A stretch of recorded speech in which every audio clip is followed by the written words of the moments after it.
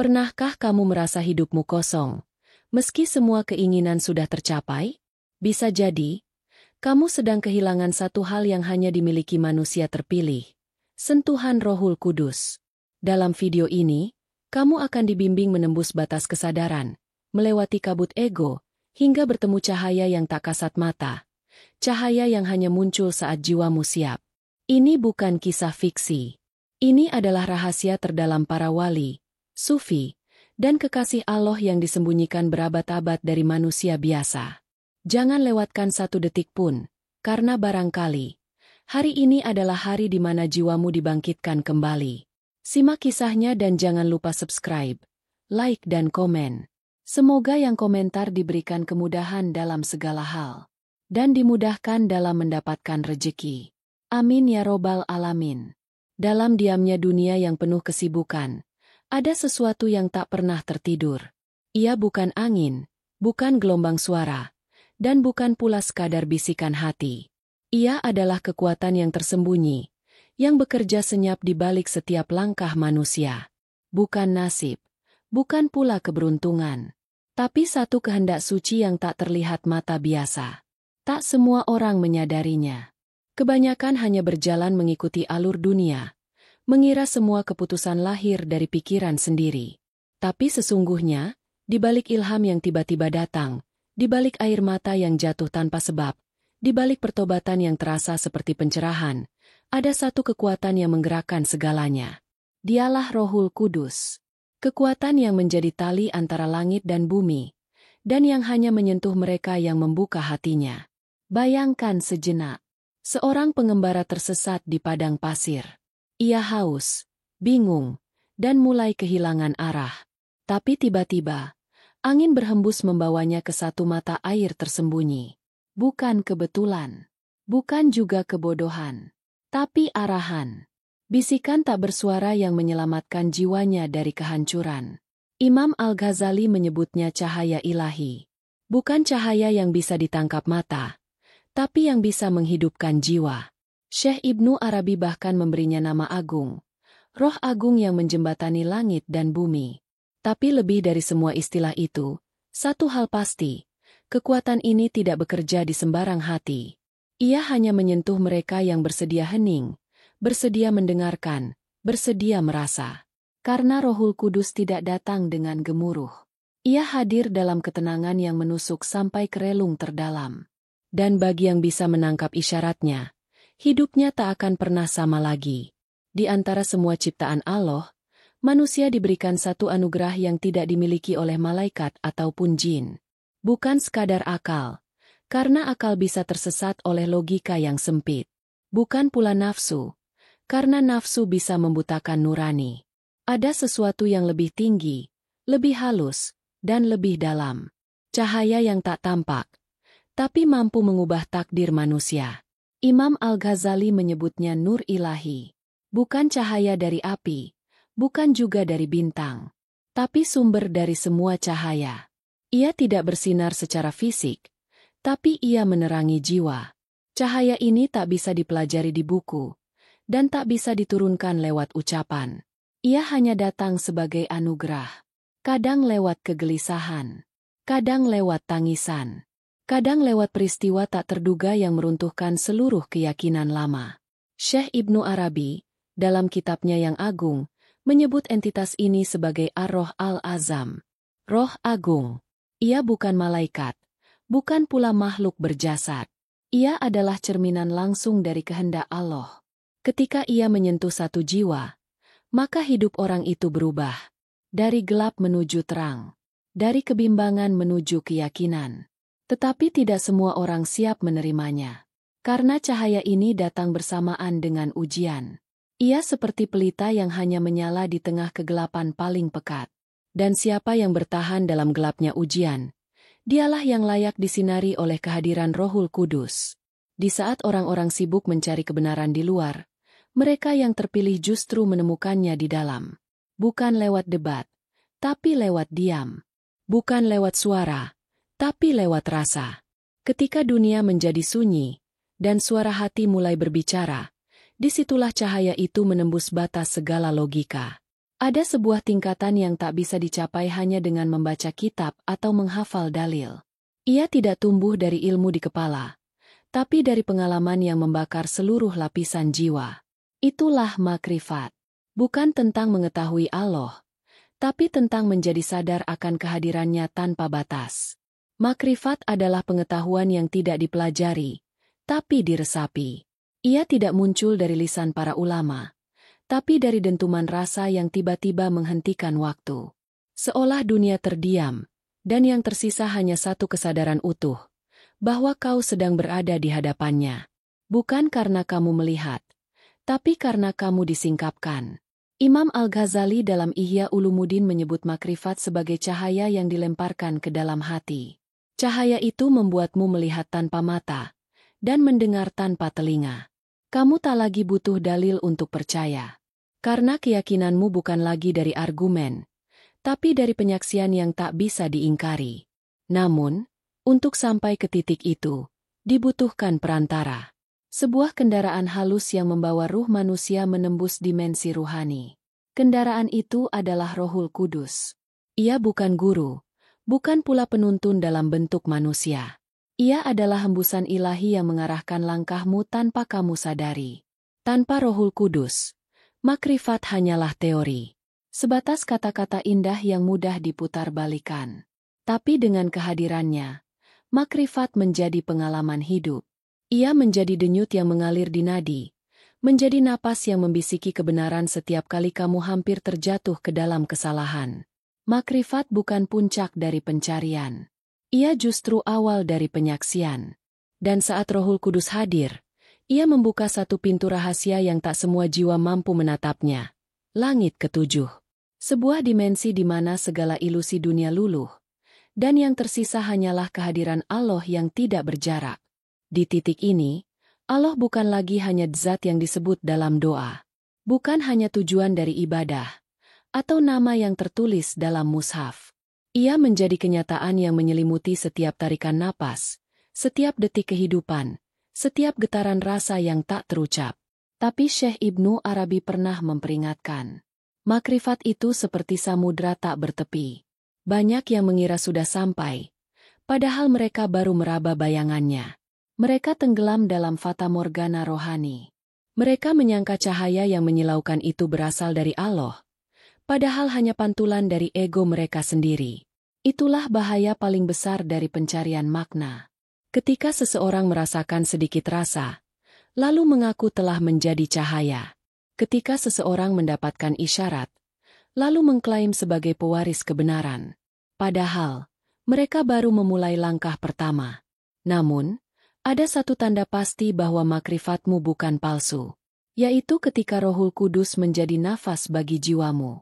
Kamu tidak lagi perlu memaksa diri untuk berbuat baik, karena kebaikan mengalir alami seperti sungai. Kamu tidak lagi sibuk mencari bukti tentang keberadaan Allah, karena seluruh semesta telah bersaksi, dan kamu pun ikut merasakannya tanpa ragu. Rohul Kudus tidak hadir dengan cahaya menyilaukan, tidak pula membawa suara menggema dari langit. Ia datang diam-diam, dalam bentuk ilham yang membelokkan arah hidupmu tanpa kamu sadari. Ia adalah sistem penyelamatan ilahi yang tidak bisa ditebak cara kerjanya, tapi nyata terasa dampaknya. Dalam surah Al-Mujadalah ayat 22, Allah berfirman bahwa orang-orang yang beriman dan beramal saleh akan dicintainya. Ibnu Katsir dalam tafsirnya menyingkap satu rahasia, bahwa cinta itu diwujudkan melalui bisikan Rohul Kudus ke dalam hati mereka. Mungkin kamu pernah mengalaminya. Tiba-tiba kamu tergerak menolong seseorang tanpa alasan. Tiba-tiba kamu menemukan solusi atas masalah yang bertahun-tahun membelenggu. Atau kamu pernah menangis dalam sujud, padahal tidak tahu kenapa air mata itu jatuh begitu deras. Semua itu bukan kebetulan. Itulah sentuhan yang halus tapi menggetarkan.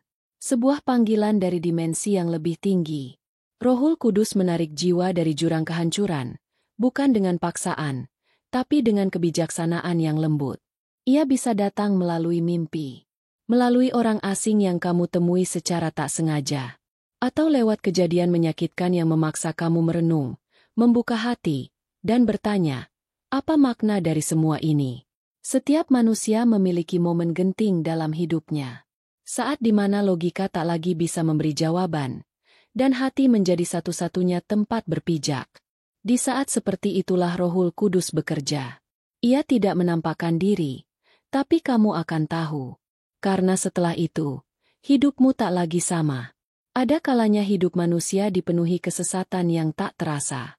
Ia berjalan, bernapas, bahkan berdoa, tapi jiwanya kosong. Ia mencari keluar, tapi yang dicari sebenarnya ada di dalam. Sampai pada satu titik, hidup menghantamnya. Mungkin lewat kegagalan, kehilangan, atau kesedihan yang tak mampu ditangisi. Di saat seperti itu, perjumpaan dengan Rohul Kudus bisa terjadi. Tapi bukan seperti pertemuan biasa. Tidak ada perkenalan. Tidak ada suara yang menyapa. Yang ada hanyalah kejadian yang mengubah arah hidupmu. Kadang dalam bentuk mimpi yang terasa nyata. Kadang dalam bisikan yang membuatmu berhenti di tengah langkah. Atau melalui seseorang yang hadir hanya sebentar, tapi meninggalkan cahaya di hatimu yang tidak pernah padam. Rohul Kudus menyentuh bukan dari luar, tapi dari dalam.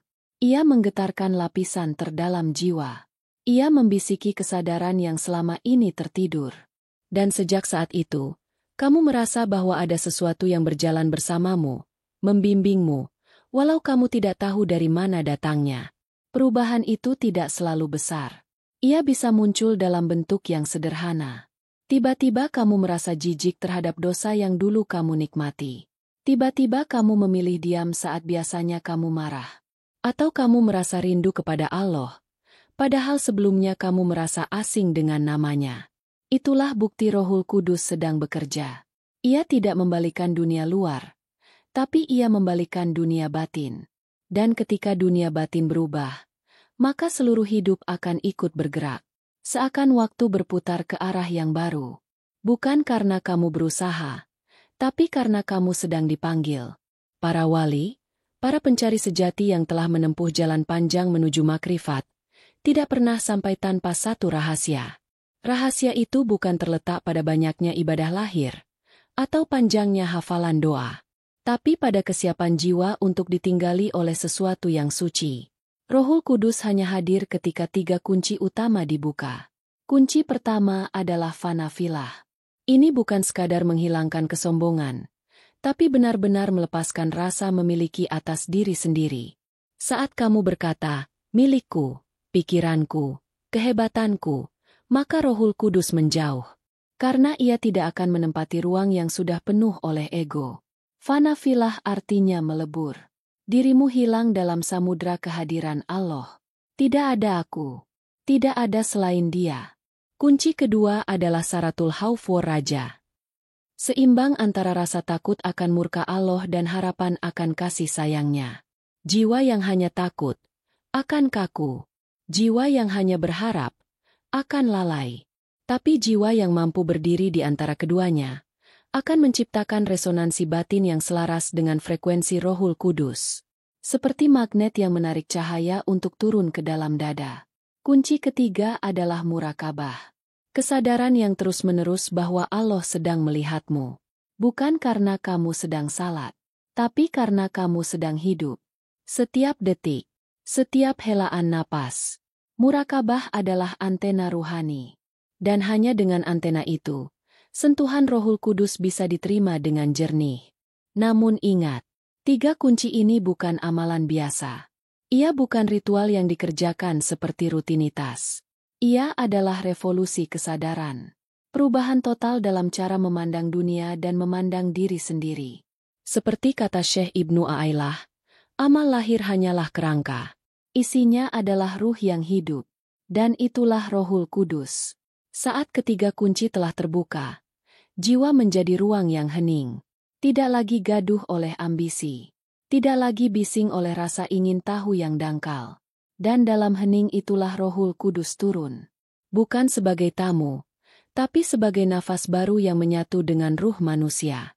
Ini bukan sesuatu yang bisa dijelaskan dengan kata-kata biasa. Karena sejak saat itu, kebaikan tidak lagi perlu dipikirkan. Ia mengalir seperti air dari mata air yang tak pernah kering. Seseorang tidak lagi harus memaksa diri untuk sabar, jujur, atau ikhlas. Semua itu menjadi sifat alami. Seperti daun yang menari mengikuti angin, tanpa perlu mengerti dari mana arah angin itu datang. Kehadiran Rohul Kudus menjadikan manusia bukan sekadar penyembah, tapi juga penyaksi. Ia tidak mencari Allah keluar, karena Allah sudah ia rasakan di dalam. Ia tidak perlu pembuktian, karena setiap kejadian adalah bukti. Ia tidak bertanya, karena seluruh semesta telah menjawab sebelum ia sempat membuka mulut. Inilah tanda bahwa makrifatmu bukan ilusi. Bukan sekadar perasaan yang membumbung karena bacaan atau pidato. Tapi penyatuan rasa yang tak bisa dijelaskan, hanya bisa dirasakan. Rohul Kudus adalah jembatan antara manusia dan dirinya yang sejati. Bukan diri yang penuh topeng. Bukan diri yang dibentuk oleh lingkungan. Tapi diri yang sejak awal ditiupkan ruh oleh Allah, yang kini perlahan menemukan jalan pulangnya. Dan jalan pulang itu bukanlah satu tempat di langit, tapi satu keadaan jiwa, di mana kamu tidak lagi berjarak dengan penciptamu. Bukan karena kamu telah tinggi, tapi karena kamu telah rela menjadi kosong. Dan dalam kekosongan itulah, kehadirannya menjadi nyata. Zaman ini bukan zaman yang sunyi, tapi zaman yang terlalu ramai, hingga suara kebenaran terkubur di balik teriakan keserakahan. Di mana nilai-nilai suci diperdagangkan, dan hati manusia direbut oleh gemerlap yang semu. Dunia berlari kencang, tapi kehilangan arah. Dan di tengah kekacauan itulah, peran Rohul Kudus menjadi lebih penting dari sebelumnya. Ia tidak datang kepada mereka yang memanggil dengan kesombongan spiritual, tapi hanya kepada mereka yang hatinya lelah oleh kepalsuan, yang diam-diam menangis dalam kesendirian, bukan karena derita dunia, tapi karena rasa kehilangan akan dirinya yang sejati. Rohul Kudus adalah satu-satunya penyelamat. Bukan karena ia memaksa manusia untuk kembali, tapi karena ia menawarkan jalan pulang. Sebuah jalan yang hanya bisa dilalui oleh mereka yang berani meninggalkan keakuan. Mereka yang tidak lagi mengejar gelar, kekuasaan, atau pengakuan, tapi hanya ingin kembali suci. Seperti saat pertama kali ruh ditiupkan ke dalam janin. Namun Rohul Kudus tidak akan mengetuk sembarang pintu. Ia hanya mendekat kepada hati yang membuka dirinya. Bukan membuka mulut dengan ceramah panjang, tapi membuka kesadaran, membuka kesabaran, membuka luka-luka batin yang tak pernah benar-benar disembuhkan. Dan saat ia datang, ia tidak membawa harta, tidak juga kekuatan, tapi membawa cahaya kecil yang perlahan tumbuh menjadi api. Api yang membakar semua kebohongan dalam diri, hingga yang tersisa hanyalah kebenaran murni tentang siapa dirimu, dan kepada siapa seharusnya kamu kembali. Dalam sepi yang terdalam, saat dunia tidak lagi terdengar, kadang ada sesuatu yang mengetuk perlahan. Bukan suara, bukan bayangan, tapi rasa yang begitu halus, menyusup ke sela-sela kesadaran. Ia tidak menakutkan, justru menghangatkan. Seolah-olah ada yang memanggilmu dengan penuh cinta, tapi dari arah yang tak kamu kenal. Itulah Rohul Kudus, sedang mengetuk pintu jiwamu. Banyak orang mengabaikannya. Mereka terlalu sibuk dengan dunia yang terus menuntut. Tapi bagi mereka yang hening sejenak, yang bersedia mendengar bukan dengan telinga, melainkan dengan hati, ketukan itu tak akan salah dikenali. Ia membawa perasaan yang tak bisa dijelaskan. Antara rindu dan haru, antara takut dan damai. Tapi jalan untuk membukakan pintu itu tidak mudah. Ia butuh keberanian. Bukan keberanian untuk bertarung dengan orang lain, tapi untuk menantang ego sendiri. Untuk membungkam suara palsu dalam diri yang selalu ingin dikagumi, dimenangkan, dan dibenarkan. Rohul Kudus tidak masuk ke dalam jiwa yang penuh pujian terhadap dirinya sendiri. Ia hanya masuk ke jiwa yang mengosongkan ruang, yang rela menanggalkan semua gelar, semua pencapaian, semua klaim kesucian. Ia masuk ke dalam jiwa yang seperti tanah, sederhana, tenang, tapi mampu menumbuhkan apapun yang ditanamkan. Dan saat ia menyatu denganmu, kamu tak lagi merasa berjalan sendiri. Kamu tak perlu lagi menunggu petunjuk dari luar. Karena setiap detak jantung, setiap desir angin, setiap sorot mata orang yang kamu temui, semuanya menjadi pesan. Semuanya menjadi pengingat.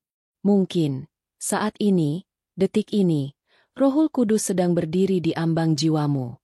Tidak memaksa. Hanya menunggu. Mengetuk. Mencari celah untuk masuk. Bukan untuk mengubahmu secara paksa, tapi untuk membimbingmu pulang. Pulang ke hakikat dirimu yang sejati. Pulang ke cahaya tempatmu berasal.